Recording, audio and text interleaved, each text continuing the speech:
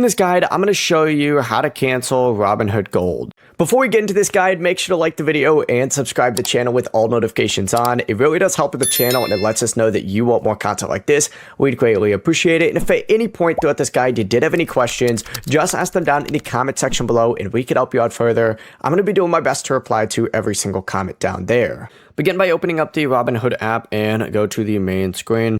Now, before canceling, keep in mind that you may not be able to downgrade if you have margin enabled or pending instant deposits on your account, but tap the person icon down in the bottom right corner if you don't have that. On the next page, tap that menu icon up in the top right.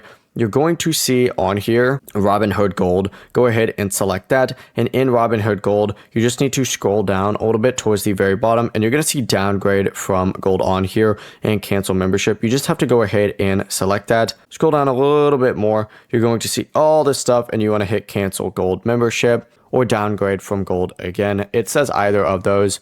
Whenever you're done, it'll say you've canceled your Gold membership. It'll tell you when your plan's going to end, and after you do that, you're all set. Before you leave this guide, make sure to like the video and subscribe to the channel with all notifications on. It really does help the channel and it lets us know that you want more content like this. We'd greatly appreciate it. If at any point throughout this guide you did have any questions, once again, ask them down in the comment section below and we can help you out further. I'm going to be doing my best to reply to every single comment down there. Have a great rest of your day though.